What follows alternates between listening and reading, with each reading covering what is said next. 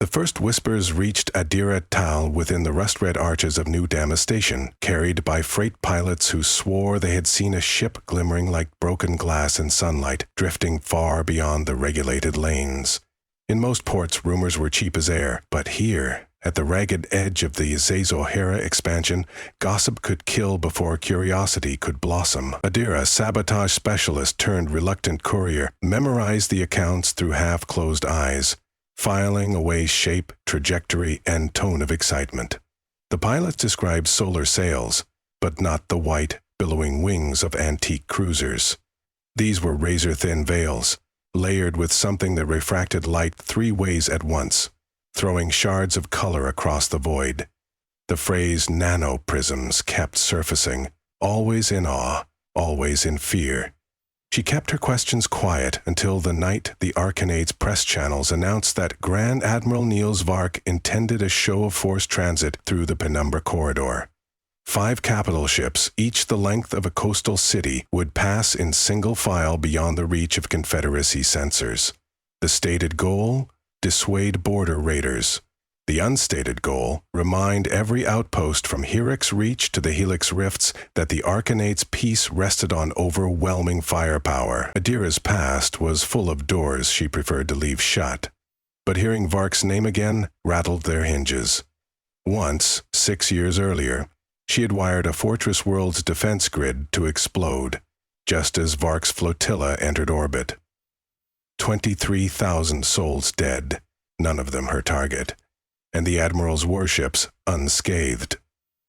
The order had come from a handler who vanished the next day. Adira tried to quit afterward, but guilt was harder to leave behind than a job, and Vark's voice still haunted the trial footage where he called the victims an acceptable fluctuation. So when Donnet.io of the Corridor Cooperative offered her double the market rate to intercept the rumored Prism sail craft, she accepted.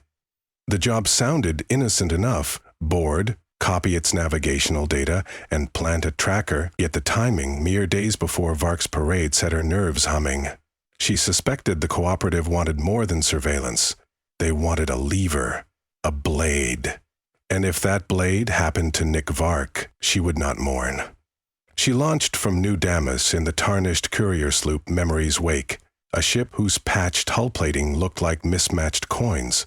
Her only company was an overtuned guidance AI called Leary, whose voice defaulted to gentle teasing when sensor returns were boring. In hyperspace, Leary plotted an intercept vector, threading dust clouds and salvage fields until, at 13 hours out, the sloop dropped into real space on the fringe of a nameless system whose stars shone weak and purple.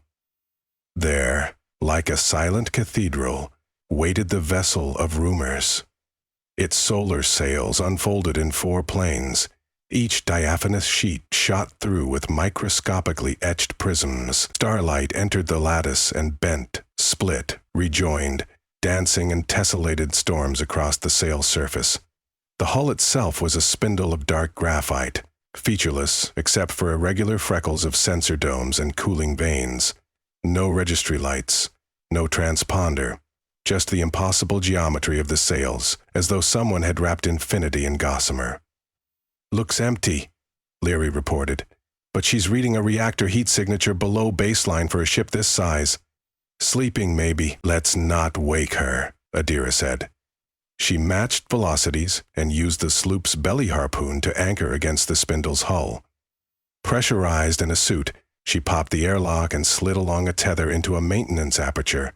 The interior was dim, lit only by the ghostly spill of her helmet lamp. Printed on bulkheads were fragments of equations she recognized from her years in weapons design. Coherence thresholds, threshold wavelengths, damage functions. Not equations for propulsion, equations for weaponization. 20 meters inward, she reached what looked like a control cradle. Transparent conduits snaked from it toward the sails, filled with arrays of nanoscopic prisms suspended in clear gel. The prisms shifted orientation in unison, like schooling fish, as her suit's light struck them. She realized the sails were not merely collectors. They were phased lattice waveguides, focusing incoming stellar energy into a perfect beam, a weapon disguised as an energy harvester.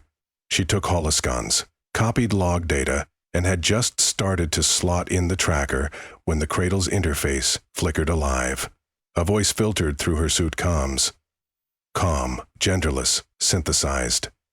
Operator presence confirmed. Authentication? Adira froze. Leary's whisper over the link.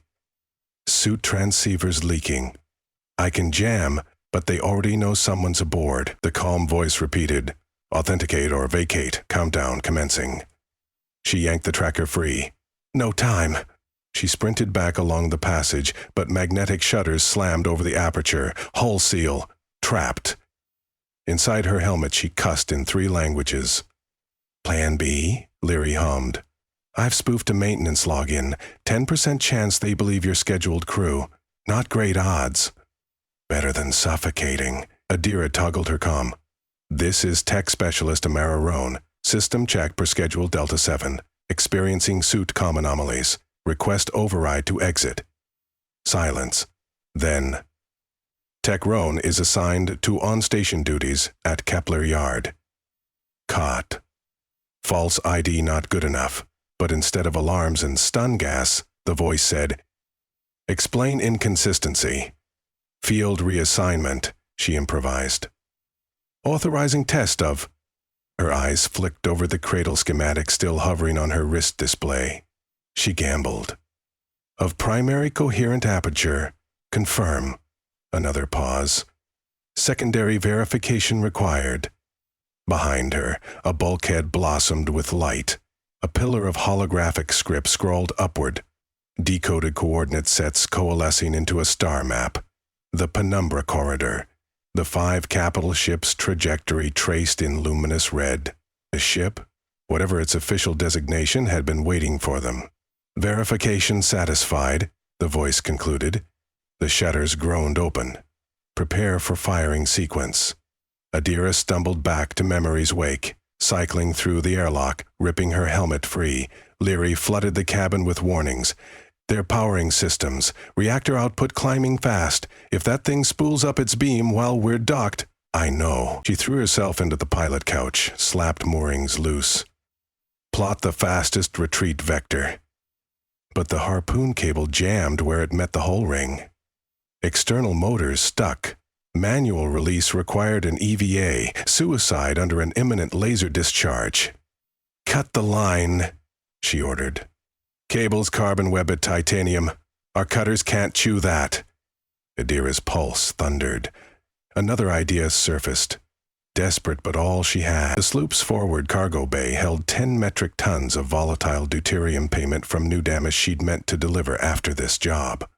If she vented it in a tight cone and ignited it against the harpoon anchor, she might shear the line. Vent setting ready, Larry confirmed, voice almost regretful. Do it. The release valves blew. Inside a heartbeat, the cockpit shook as super-cold vapor burst around the cable joint. She triggered the micropulse engines to spark. Blue-white fire engulfed the vented fuel. A roaring blink later, the harpoon bracket melted, and memory's wake rolled free. But they had lingered too long. The solar sails unfurled to their full kilometer span, each sheet gleaming like iridescent flame.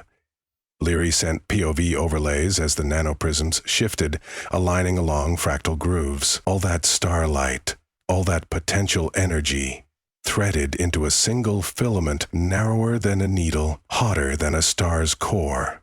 Impact prediction, 26 seconds, Leary murmured. Memory's wake streaked clear, engines screaming past redline. Behind them the shot lanced across vacuum, a silent spear of ultraviolet hell. Through aft monitors, Adira watched it shrink into distance, but she saw where it was headed. Exactly the intercept path Admiral Vark had announced. She gripped the arms of her seat until her wrists burned. In one pulse, an unmarked sail ship had fired a weapon new to any navy. In one pulse, it could erase 5 capital ships and everyone aboard, and Adira, near witness, had proof. But proof meant nothing if Vark died before hearing it. Nothing if the corridor became a mass grave. She needed to outrun light, or at least the aftermath. Course to the corridor, she commanded. Leary protested. Beam velocity near relativistic. Even if we translate at maximum hyperfold, we arrive minutes after impact. Then we divert the flotilla en route. She called up fleet-wide emergency channels, but encryption blocks slammed her messages down. The Arcanet had never trusted freelance ships. She cursed. Any civilian repeaters on their patrol arc? Leary said. Buoy AR-3 Gale, older model, no authentication filters. But we still require an authority code to access fleet comm bands. Adira knuckled her forehead. 6 years before, she'd cracked just such a buoy to sabotage Vark's orbital grid. She remembered fragments of firmware, back doors she'd planted but never used again. Grasping at memory, she coded a string, fragmentary, crude, born of guilt and necessity. Leary fired it across subspace. Buoy handshake accepted, the AI said with surprise. We have a 10-second window. Adira's voice shook as she spoke into the channel. Penumbra flag. This is Independent Courier Memories Wake, Priority SOS. Solar sails layered with nanoprisms focus one shot that pierces 5 capital ships lined up in the Penumbra corridor. Beam in flight now. Evade. I repeat, evade. Static. Then a new voice. Sharp. Tired. Identify yourself and state origin of intelligence. Adira didn't hesitate. This is Adira Tal, formerly of Special Systems Division. Clearance Echo 17, confirmed via archival handshake Odyssey protocol. A breath. Stand by. 30 seconds of silence stretched into an eternity. Leary whispered, airway temperatures, reactor status. None of it mattered until the line clicked open again. Adira Tal, this is Captain Rin, a flagship Hammer of Dawn. Verification accepted. We are altering formation. She exhaled so fast her lungs hurt, but it wasn't over. Captain, you must scatter the line by at least 5,000 clicks. The beam may diffract, but residual energy. We've already cut thrust perpendicular to corridor axis, running full lateral displacement burn. Any further intel, welcome. Adira gave coordinate packets, estimated beam arrival, analysis of energy spread. Rin repeated acknowledgement. Then the comm cut, presumably to relay orders. Memory's wake hurtled on, but without hyperfold, she would reach the corridor long after events unfolded. All she could do was listen. 13 minutes later, the boy relayed a terse report. Impact registered.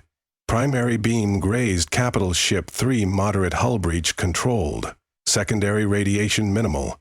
Collision casualties estimated under 2%. All ships operational. Adira sagged. Relief flooded her spine so fiercely she felt sick. She had saved them. Adira nearly damning them. But the bigger question loomed. Who had built the sail ship, and who had ordered it to fire? The cooperative wouldn't answer. She suspected they were pawns too. Someone higher, shrouded, pulling pieces into place. Course back to the weapon? Leary asked. Yes, she said. If we don't neutralize it next time, there will be no warning. They swung around via a curved hyperfold that spat the sloop into the same nameless system, now buzzing with emergency pings. 2 Arcanate frigates had arrived ahead of them, shells bristling with missile bays. Commander tags identified them as Vark's Vanguard. A hail came. This area, under military lockdown. Identify purpose. Adira patched them live. I possess intel on the weapon. I can help you seize it intact. The officer on screen, a woman with close-cropped hair, offered a thin smile. Appreciated. Dock at our bay for briefing. But as Memory's wake closed, Adira saw deployment pods already zipping toward the sail ship boarding teams. Whatever happened next would occur before she could step aboard Vark's frigate. Leary, tap their TAC channel. Done. Through a haze of encryption, the AI extracted audio. Objective, secure, extraction, kill protocols authorized if resistance encountered. Adira's chest tightened. She'd hoped they would dismantle or impound the weapon, But kill protocols implied they expected crew, maybe scientists, now considered liabilities. The Arcanate wanted the device, and no witnesses. She couldn't let a power like Vark keep it. "Change of plan," she told Leary. "We're going to beat them there." She rerouted thrust, slinging under the frigate's hull. A salvo of warning fire streaked wide, but she jammed transponder ping to mimic debris. Memory's wake arrowed toward the sail ship's ventral pole, where Adira remembered an auxiliary hatch. Right before contact, she rotated the sloop, ventral magnets kissing graphite skin, sealing. Suit donned, pistol charged, she plunged back inside the labyrinthine corridors. Border boots clanged elsewhere, muffled. The ship still thrummed with residual heat from the firing. Inside the control cradle chamber, she found a figure already standing at the holographic console. A tall, slender human wearing a simple graphite-tinted suit, visor blank, not Arcanate armor. Civilian? Her pistol leveled, hands visible. The figure turned, the visor polarized clear, revealing a face she had seen only on lost research manifestos. Dr. Kira Sen, optical physicist, vanished 3 years ago from a lab ship near the Helix Rifts. The same physicist whose beam compression papers had been classified. Sen raised empty palms. "You're from the Arcanate." "Independent," Adira said. "You fired on them." "I fired past them," Sen corrected. "The shot was meant as demonstration. I provided them coordinates and ample time to move. They ignored warnings until your message reinforced them." Adira blinked. "You contacted Vark?" "Why?" "To prove the futility of conventional fleets." Sen's eyes burned with conviction. "War breeds stronger chains. I wanted to show that a single photon cannon can unravel any empire. If they accept that, perhaps they'll sign the Eclipse. The what?"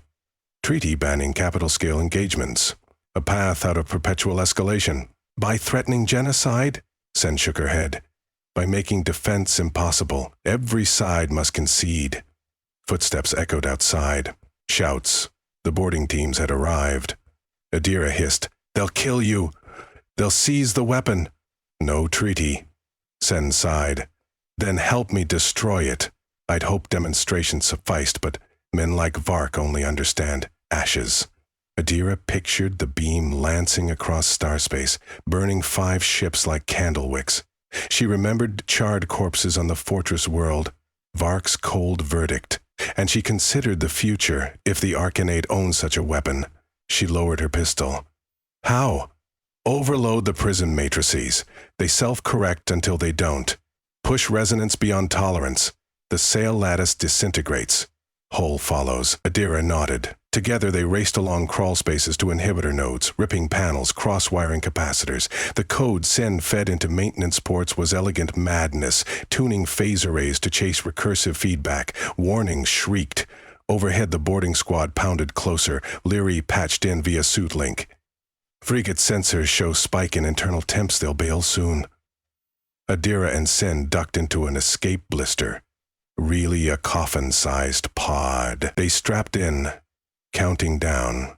Sen's fingers brushed Adira's gloved hand, gratitude and apology in one gesture. The code executed. From orbiting frigates, Marines saw the sails bloom incandescent, as though set aflame by 1 billion torches. Nanoprisms, forced to diffract against each other, shattered. The lattice unraveled into sparks. Magnetic scaffolds failed. In less than 3 seconds, the weapon folded inward, reactor venting like a newborn star. Boarding tubes and crews vaporized before Nav AI could calculate emergency cut. Shockwaves hit the frigates, melting sensor vanes, blistering hull plating. Memory's wake, anchored at safe distance, reeled but held. The escape blister rocketed away on pre-programmed thrust, retrieved moments later by Leary's precise grappling drones. Inside the pod, Sen stared through viewport tiers. "It's done," she whispered, voice cracked. Adira released her harness. Her muscles felt hollow, drained. "Now the Arcanate will hunt us both. They'll blame rebels, pirates, anyone." "But they can't replicate the weapon," Sen said. "Not without the lattice calibration data." That died with the ship. Adira thought of the copied log files still stored aboard Memory's wake, flashing like guilty stars in the databank. She toggled delete. Confirmation erased. Let's keep it that way. They emerged onto the sloop's deck as Leary raised thrust, slipping back into hyperspace before crippled frigates could regroup. Destination? The AI asked. Someplace quiet, Adira replied. And then we talk about your accords, Doctor. Sen managed a weary smile. I'd like that. Stars streaked by, indifferent witnesses, as Memory's wake vanished into the folding dark. Behind them, debris glittered where solar sails once drank in light, and 5 still-living capital ships realigned their courses, their commanders suddenly humbled by what could have been. Out in the far deeps, new rumors already stirred, of prisms, and a courier boat, and an impossible shot that cut through power like myth.